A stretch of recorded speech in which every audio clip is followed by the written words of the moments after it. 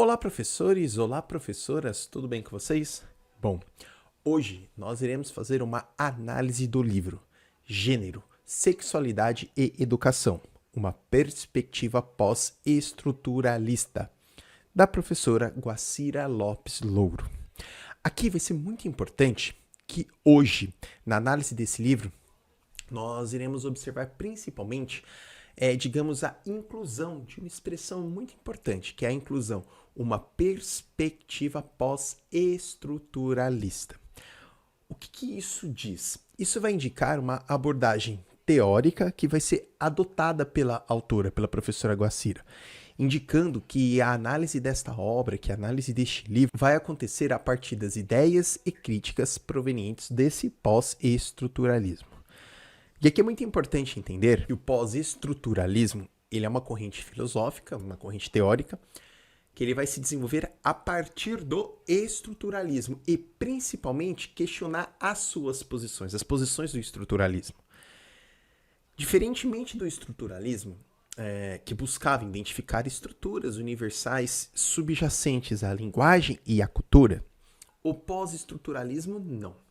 Ele vai destacar a contingência, ele vai destacar a multiplicidade de significados e principalmente da natureza que descende do próprio conhecimento. Se a gente fizer uma análise aqui, a gente tem alguns autores, algumas autoras do próprio pós-estruturalismo.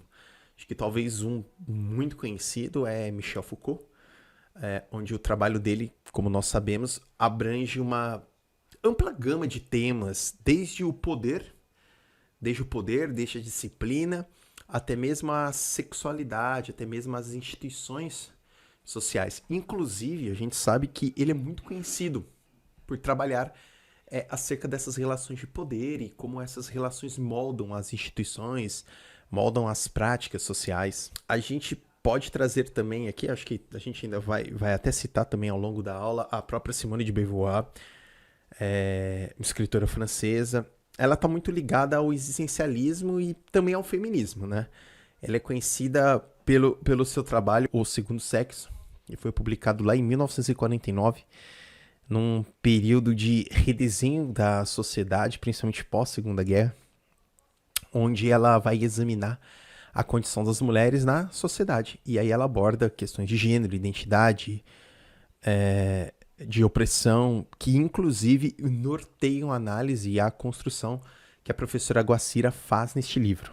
E é interessante, gente, que a professora Guacira Lopes Louro, ela é reconhecida demais por suas contribuições significativas, sobretudo nos campos, como a gente vem mencionando, de gênero e educação. Ou seja, esta obra e esta análise que eu vou construir aqui com vocês hoje vai destacar principalmente a intenção de desafiar as normas sociais que são condicionais.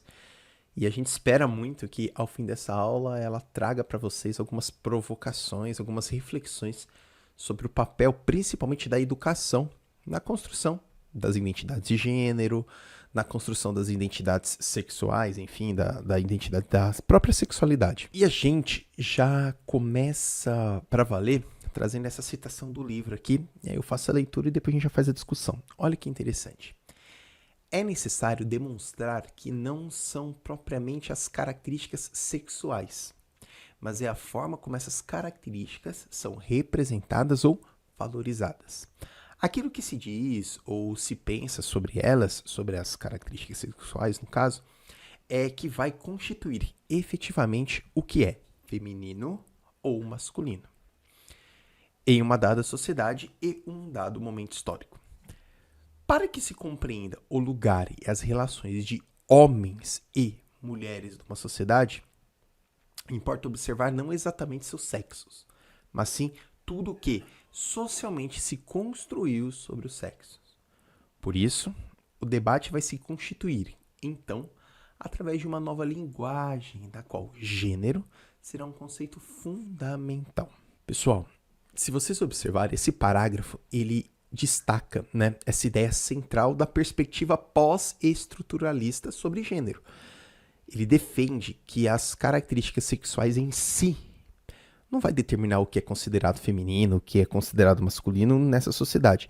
Em vez disso, O parágrafo, o texto, ele argumenta, a professora Guacira, que construção social e a própria valorização dada a essas características, elas são fundamentais para você se definir gênero em um contexto muito mais histórico e muito mais cultural, de um contexto específico. Por isso, se vocês observarem, a ênfase ela acaba recaindo sobre a importância de analisar não apenas os aspectos, digamos, biológicos dos sexos, mas também de examinar as representações sociais em que se faz sobre eles.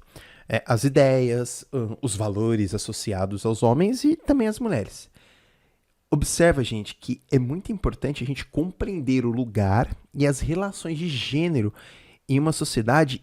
Isso requer uma análise muito mais profunda do que foi socialmente construída em torno das noções da dualidade de feminino e masculino. Portanto, observa que a gente já começa a nossa análise trazendo a necessidade de se adotar uma nova linguagem, na qual o conceito de gênero ele vai desempenhar um papel central dentro dessa discussão.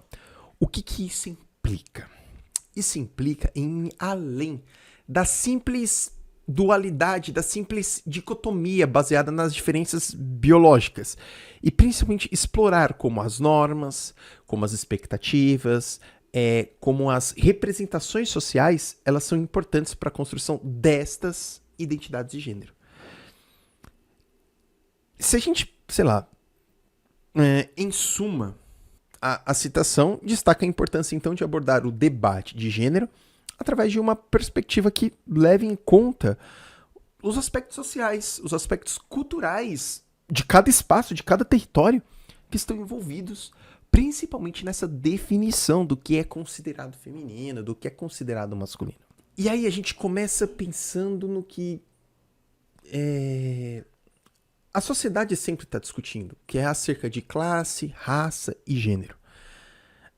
Digamos que seria essa tríade analítica. Então, quando a gente pega classe, raça e gênero, tal como eu ponho, é fazer uma análise da interseccionalidade desses elementos na perpetuação de desigualdades. O que seria isso? Quando a gente pega a intersecção entre classe, raça e gênero como um fator fundamental para se compreender essas desigualdades sociais, isso implica, por exemplo, reconhecer que as experiências de uma pessoa, elas são moldadas não apenas por sua identidade de gênero, mas também, para além da identidade de gênero, por sua posição social, por sua posição econômica e também racial. Por isso que quando a gente pega esse livro, a professora Guacira, ela traz a necessidade de fazer uma análise interseccional, porque é só assim que a gente vai começar e vai buscar entender como esses elementos eles se entrelaçam. E aí, o quanto isso contribui para a complexidade de todas as desigualdades, a maior parte delas, que estão presentes na sociedade. E aí, a gente pode pensar também nas estratégias cotidianas, ou seja, foco nas práticas imediatas e banais para combater as desigualdades, destacando principalmente as influências pós-estruturalistas. Quando a gente direciona o foco para práticas cotidianas, a abordagem ela busca desafiar e transformar as dinâmicas, principalmente de poder que estão presentes no nosso cotidiano. Ou seja, já reparem então a importância, a influência das estruturas, ou melhor, dos contextos pós-estruturalistas, que propõem principalmente uma não universalização das estratégias. Ou seja, não dá para você tratar as estratégias e a quebra de estruturas de poder da mesma maneira em todos os lugares. Você tem que entender os contextos históricos, você tem que entender os contextos sociais. Pensando numa lógica de escola, você tem que entender o espaço onde a escola está inserida, você tem que compreender sim o território. Ou seja, compreender, agendar a importância de abordagens específicas e, por muitas vezes, imediatas, já para combater as desigualdades. E quando a gente fala essa relação de não adotar tudo ao mesmo tempo, da mesma maneira, do mesmo jeito, a gente chega, por exemplo, no princípio, que é o princípio da universalização evitada, que vai ressaltar, digamos, a importância de evitar uma abordagem universalista, sabe? Ao lidar com essas questões que estão relacionadas à classe, raça e gênero.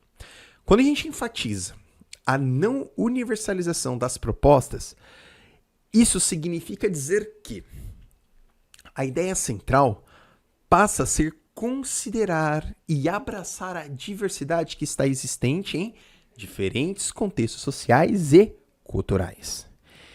Isso, então, implica compreender que soluções ou estratégias, como assim você melhor se adequar, podem ser eficazes em um determinado ambiente.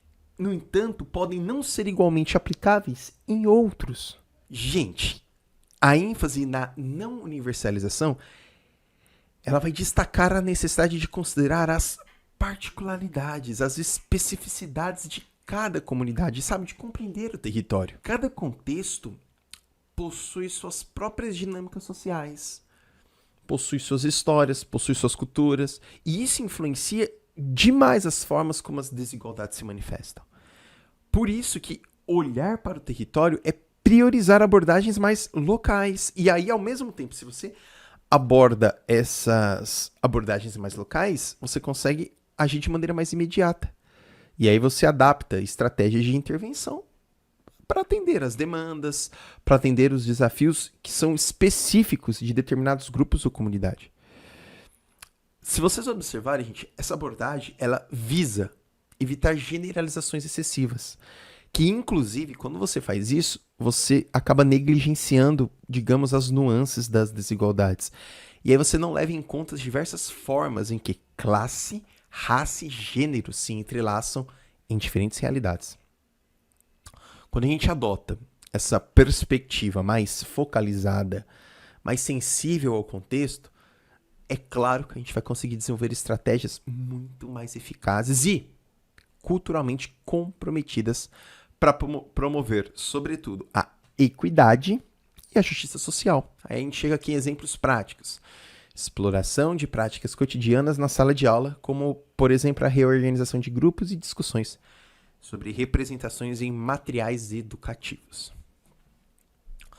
A aplicação prática dessas estratégias, quando a gente pega na sala de aula, a gente pode ilustrar por exemplos específicos.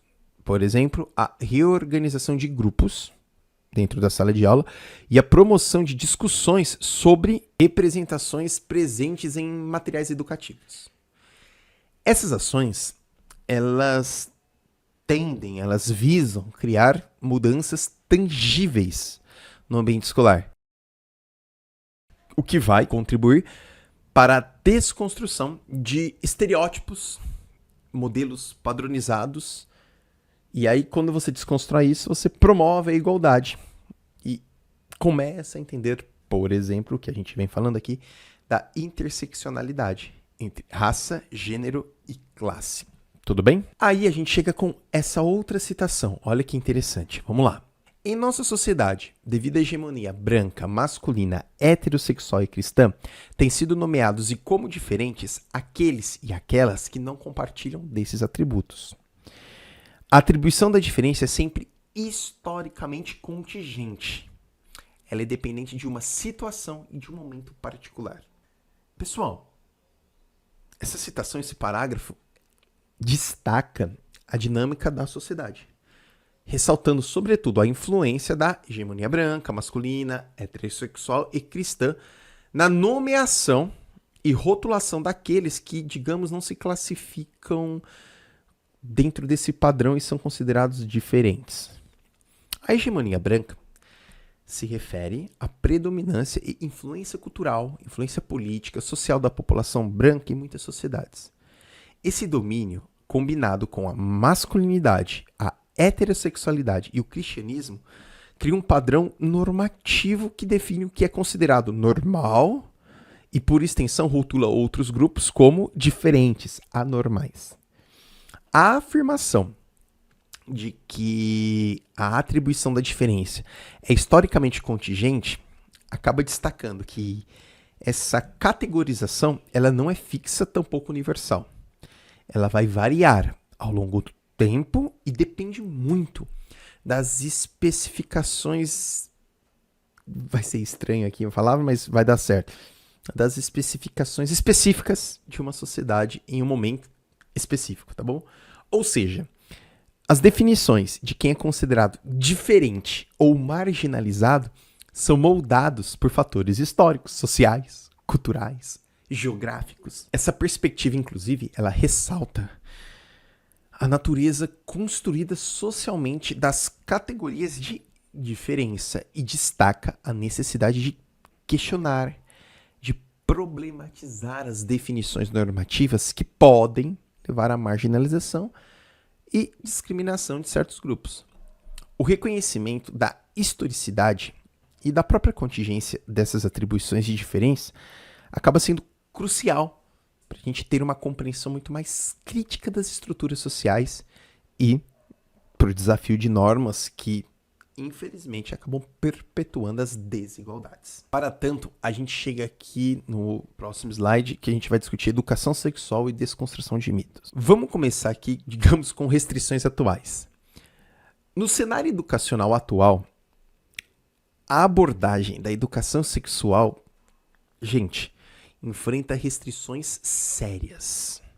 Muitas vezes, discutir educação sexual acaba sendo confinado a um campo disciplinar muito específico.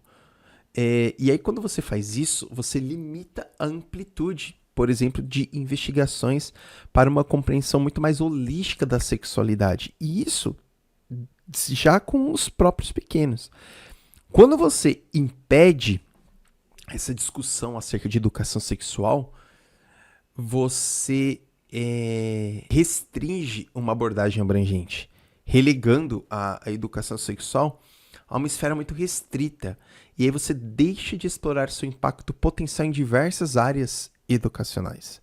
E aí é muito importante você desmistificar educação sexual. Porque aí quando você começa a desmistificar, as coisas começam a fazer mais sentido. E aí você começa, por exemplo, a empoderar estruturas sociais que historicamente ficaram sobre uma égide minoritária.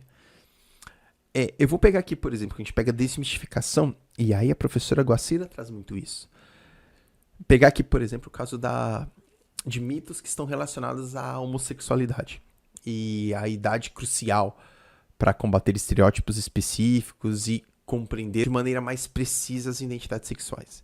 Quando você desmistifica concepções errôneas acerca de educação sexual, acerca de homossexualidade, você promove uma investigação muito mais aberta, muito mais inclusiva, você incentiva a acessibilidade e, principalmente, desde os pequenininhos, o respeito pela diversidade sexual. Entretanto, a gente vive essa padronização heterossexual. A prevalência da abordagem heteronormativa nas aulas de educação sexual, ela é comprovada, inclusive, criticamente, destacando como essa perspectiva pode ser, por vezes, muito limitadora e bastante excludente, visto que a padronização heterossexual ela acaba contribuindo para a criação de normas sociais que, inevitavelmente, irá marginalizar outras orientações sexuais que não a orientação heteronormativa. E aí você vai dificultar, num futuro muito próximo, você vai criar uma sociedade adulta excludente, uma sociedade adulta preconceituosa. Se você não traz isso dentro do contexto escolar, você vai dificultar a acessibilidade da diversidade na sociedade. E aí a gente tem o que a gente chama de impactos de mitos. Os mitos, gente, associados à homossexualidade, ela tem impactos profundos na percepção social. Porque aí isso contribui demais para o estigma, para a discriminação. Por isso que quando você pega as crianças e leva elas a compreender as consequências desses mitos, você começa a trabalhar a fim de desafiá-las a promover uma mudança cultural que celebra a diversidade sexual e que desencoraje preconceitos infundados. Por isso é muito importante a gente superar essas restrições atuais na abordagem da educação sexual, concentrando principalmente na desconstrução de mitos, na crítica à padronização heterossexual e na compreensão das consequências desses estigmas que estão associados à homossexualidade. O objetivo não é impor nada, O objetivo, a professora Guacira traz, é fomentar diálogos mais abertos, mais inclusivos. É proporcionar uma educação que valoriza o respeito pela diversidade. E aí a gente chega a outro trecho, outra citação do livro. Olha que interessante. Certamente é inútil tentar aqui um inventário das representações do feminismo e, por extensão, das feministas. Mas talvez seja oportuno refletir sobre as dificuldades em assumir ou reivindicar essa qualificação no meio acadêmico. Se admitirmos como padrão de ciência, e então de pesquisa, como meio de fazer ciência, uma ação regida por paradigmas teóricos e por ordenados procedimentos metodológicos, caracterizada pela atitude desinteressada, objetiva, isenta, e se, ao mesmo tempo, entendermos que o feminismo implica num posicionamento interessado, comprometido e político, estamos diante de um impasse. Ou somos cientistas, pesquisadoras, ou somos feministas. Seria impossível ser uma pesquisadora feminista. Busco, acho demais isso. No entanto, exercer essa atividade. Reconheço-me nesta identidade, assim como fazem inúmeras outras mulheres e homens feministas. Aceitar ou reivindicar tal qualificação supõe um processo que passa, certamente, por uma aceitação anterior, a de que nenhuma pesquisa, ou melhor, nenhuma ciência, é desinteressada ou neutra. Gente, perceba o quanto este parágrafo, essa citação, ela aborda a tensão percebida entre a identidade de cientista, pesquisadora e feminista no meio acadêmico. A professora Guacira, ela destaca a dificuldade de reconciliar esses papéis devido à concepção tradicional da ciência, sabe? Que enfatiza a neutralidade, que enfatiza a objetividade e desinteresse, sabe? Em contraste com a natureza engajada, comprometida e política do feminismo. Se vocês observarem o texto, ele menciona que a ciência, por muitas vezes, ela é definida por padrões tradicionais, como adesão a paradigmas teóricos, procedimentos metodológicos ordenados e uma postura objetiva e isenta. No entanto, isso acaba surgindo um impasse quando a gente confirma que o feminismo envolve um posicionamento interessado, comprometido e, sobretudo, político. A questão essencial, ela acaba sendo apresentada. Olha que interessante, pode alguém ser simultaneamente uma cientista, pesquisadora nos moldes tradicionais e uma feminista? A professora argumenta que a dificuldade em reconciliar esses papéis resulta muito da percepção de que é impossível ser uma pesquisadora feminista nos termos tradicionais da ciência. Isso, inclusive, sugere uma concepção, ou melhor, uma crítica à concepção convencional da ciência e acaba apontando para a necessidade de compensar e expandir as normas acadêmicas para se acomodar perspectivas feministas comprometidas. E aí é muito legal que a autora ela confirma sua própria identidade como uma pesquisadora feminista e destaca que muitas outras mulheres e homens feministas estão envolvidos nessa mesma jornada, tá, gente? Aceitar ou, sei lá, reivindicar a qualificação de feminista implica em um processo que vai além do simples acessível, envolvendo uma série de condições, uma série de reflexões. Inclusive, ela avança nessas discussões quando ela aponta o reconhecimento da não neutralidade da pesquisa, tá bom? Isso implica em aceitar preliminarmente que nenhuma pesquisa, e aí, por extensão, nenhuma ciência é verdadeiramente desinteressada ou neutra. Essa afirmação dela no final do texto questiona diretamente a concepção tradicional de objetividade na pesquisa, diminuindo, sabe, que há sempre interesses, perspectivas e, digamos, valores subjacentes que influenciam o processo de pesquisa. Por isso, é importante considerar a subjetividade e o interesse nas atividades de pesquisa, especialmente quando se aborda temas relacionados ao gênero. E aí a gente chega, digamos, à epistemologia feminista. Desafio inicial, superando a neutralidade. Olha só. A ciência, ao longo da sua história, a gente sabe, ela sempre buscou estabelecer padrões, métodos bem objetivos, sobretudo de neutralidade. E aí, quando você faz isso, muitas vezes você acaba excluindo as subjetividades e principalmente as experiências pessoais.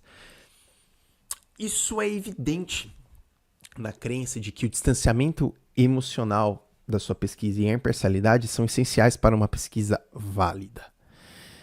Quando você enfrenta esse desafio, principalmente cientistas femininas, reconhecem que a objetividade absoluta ela é uma quimera, sabe? Ela compreende que as experiências pessoais que são marcadas por identidades de gênero, raça, classe, entre outras, acabam desempenhando um papel fundamental na construção do conhecimento. Gente, a gente pode aqui citar muitas cientistas feministas que ao longo da história desenvolveram exatamente essa subjetividade para validar, por exemplo, a compreensão de que as experiências pessoais moldam a construção do conhecimento. A própria Simone de Beauvoir, ela vai destacar a importância das mulheres na formação de suas identidades e perspectivas. A própria Bell Hooks aborda a interseccionalidade de raça, gênero e classe em suas obras. A escritora Audre Lorde, que também vai enfatizar a importância de abraçar as experiências pessoais, particularmente aquelas associadas à raça e sexualidade, para uma análise crítica. Superar a neutralidade, gente, não significa comprometer a qualidade da pesquisa, tá? Mas sim enriquecê-la. Quando você abraça a subjetividade, uma cientista feminista, por exemplo, traz uma multiplicidade de perspectivas para a pesquisa. E aí isso permite uma compreensão muito mais holística, muito mais inclusiva das habilidades treinadas. É muito louco que isso tudo, gente, vai desafiar a visão tradicional de que a objetividade está separada da subjetividade. É importante entender que ambas são intrínsecas à produção do conhecimento, tá? A gente pega aqui o compromisso político, a ciência engajada. Gente, a cientista feminista, ela adota uma abordagem engajada politicamente. Isso faz com que a pesquisa ela não ocorra num espaço descartável e que as escolhas políticas impactem a objetividade. Essa postura, inclusive, ela destaca a importância de trazer consciência política para a pesquisa. E aí, quando você faz isso, você aborda questões de poder, justiça, representação. E aí a gente chega aqui a uma ruptura epistemológica, desafiando normas estabelecidas. Quando a gente opera com categorias analíticas instáveis, a cientista feminista ela vai desafiar as normas condicionais. Ela vai buscar novas formas de compreender e interpretar dados, correto? Então, essa ruptura com métodos tradicionais permite uma abordagem muito mais dinâmica. E aí isso reflete diretamente na compreensão da própria complexidade de mundo. E quando você faz isso, você evita essa fragilidade dessas estruturas já pré-estabelecidas. Então você se afasta dessa concepção. E você chega a essa transformação científica, ou seja, além das certezas provisórias. A busca por essa transformação epistemológica, ela vai destacar a disposição para lidar com incertezas. E aí reconhece que as certezas provisórias são inerentes à pesquisa, mas elas não podem se transformar num elemento basilar dos estudos. Essa transformação, inclusive, ela supera a limitação. Ela incentiva uma abordagem muito mais aberta, muito mais adaptativa, muito mais inclusiva na produção do conhecimento. Ou seja, conseguir observar o quanto aqui esse slide ele explora a jornada da própria epistemologia feminista, destaca como uma cientista, sobretudo feminista, ou feminina, enfrenta e supera esses desafios tradicionais, buscando principalmente uma ciência que seja mais envolvente, que seja mais crítica, que seja mais consciente das complexidades humanas. A ênfase aqui no que a gente discutiu agora está na necessidade de compensar as práticas científicas para abraçar a diversidade e promover uma ciência muito mais relevante, muito mais impactante. E aí a gente chega aqui com a evolução nos estudos feministas. Objetivo inicial: tornar a mulher sujeito e objeto de estudo, sabe? Destacando a marginalização na produção científica tradicional. No início dos estudos feministas, na verdade, gente, no início das concepções históricas, a gente até pode puxar os movimentos sufragistas que já aconteceram no século XIX, o objetivo principal era de colocar as mulheres como sujeitos e objetos legítimos de pesquisa. Porque se você pegar toda a história, elas constantemente foram marginalizadas, como continua até hoje, tá, gente? Elas foram marginalizadas, elas foram negligenciadas na produção científica convencional. Por isso, a necessidade de compreender as experiências e perspectiva das mulheres como fundamentais para uma análise mais abrangente. Só que para a gente chegar nesse ponto de pesquisa muito grande, é necessário começar, tal como a gente já discutiu, ali atrás, na escola, na educação básica. E aí, a gente traz aqui a incorporação de outros estudos. Para além destas lutas, a gente sempre tem que pensar, e a professora Guacira traz muito isso, a interseccionalidade. A expansão para análises das relações de gênero, masculinidades, estudos negros, gays, lésbicas, culturais. Com o tempo, pessoal, os estudos feministas, eles evoluíram para incorporar análises mais abrangentes, ou seja, análises que trouxessem outras minorias, considerando não apenas as mulheres, mas também as relações de gênero, as masculinidades, as questões relacionadas a estudos negros, gays, lésbicas, culturais. Essa expansão de análise, ela reflete a compreensão de que as opressões, elas estão interconectadas. E se elas estão interconectadas, elas devem ser abordadas de maneira interseccional. As alianças teóricas, importância de aliança com estudos críticos para análises mais eficientes. A partir do momento que a gente reconhece a complexidade das questões sociais, a evolução dos estudos feministas acaba destacando a importância de estabelecer alianças teóricas com outros campos críticos.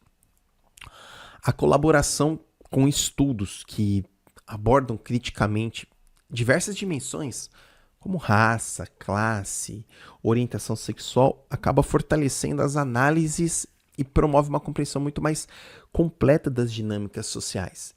Você evita separar essas estruturas em categorias. Eu vou estudar isso, depois que eu estudar isso, eu vou estudar isso, depois que eu compreender isso, eu compreendo isso. Não, tudo está relacionado. Aliás, vivemos essa constante interseccionalidade, tá? Como a professora Guacira vai construindo em toda a sua obra. E aí é importante também ter a atenção às relações de poder. Necessidade de vigilância constante às relações de poder nas dinâmicas sociais. Conforme os estudos avançam, os estudos feministas avançam, a gente observa um ressaltar da importância de estar atento às relações de poder presente nas dinâmicas sociais. Isso, então, acaba implicando numa constante vigilância e reflexão sobre como as estruturas de poder influenciam as interações sociais, garantindo principalmente uma análise crítica e consciente de todas essas complexidades envolvidas. E aí, a gente chega à conclusão dessa análise, é claro, que ela é uma análise, você vai ter informações muito mais completas fazendo a observação, a leitura do livro, mas eu espero ter trazido aqui um guia de estudos mais direcionado a você. Então, eu separei aqui em 5 pontos. O que o livro nos traz? o que a obra de Guacira Lopes Louro nos traz? Então, um enfoque crítico em gênero, sexualidade e educação, é uma abordagem pós-estruturalista, que questiona principalmente essas normas sociais. Muito importante considerar essa tríade analítica da interseccionalidade entre classe, raça e gênero, observar práticas cotidianas contra as desigualdades e, mais uma vez, trazer a influência pós-estruturalista e não a universalização, não tratar todos da mesma maneira, com o mesmo padrão. Pensar também na educação sexual e na desconstrução de mitos, sobretudo na educação básica. Observar o quanto existem nessas restrições atuais na educação sexual, desmistificar mitos sobre a homossexualidade e fazer críticas a essa padronização heterossexual que estabelece as normas de conduta como certo e errado. Discutimos também a epistemologia feminista e a própria evolução dos estudos, os desafios que as mulheres, enquanto produtoras de conhecimento, enquanto cientistas, sofrem, ter essa ruptura epistemológica, sabe? Categorias analíticas instáveis. E a expansão para estudos de gênero, de masculinidade e outras análises para além só das mulheres. Também trazer outros grupos que passam por essa interseccionalidade. E a identidade feminista em pesquisa, completando a construção anterior, essas dificuldades de ser uma pesquisadora feminista, fazer a aceitação de uma identidade feminista, reconhecer a não neutralidade na pesquisa, tá bom? Muito, muito, muito obrigado, pessoal. Se você chegou até aqui, é sinal que eu acho que você gostou da aula ou gostou da análise. Mas se você quiser um conteúdo muito mais completo, com outras aulas, correção de questões, clica no link que está fixado aqui no comentário, que eu vou te direcionar para um curso, Como se preparar para concursos educacionais. Às vezes o grande segredo, gente, para um concurso na área da educação não é necessariamente decodificar tudo que está no edital, mas entender os meandros, entender os caminhos pelo qual a banca costuma avaliar você durante a prova, tá bom? É isso, gente. Muito obrigado. Se inscreva no canal, compartilhe esse vídeo com um monte de gente, apenas se quiser. Muito obrigado e até a nossa próxima aula. Valeu!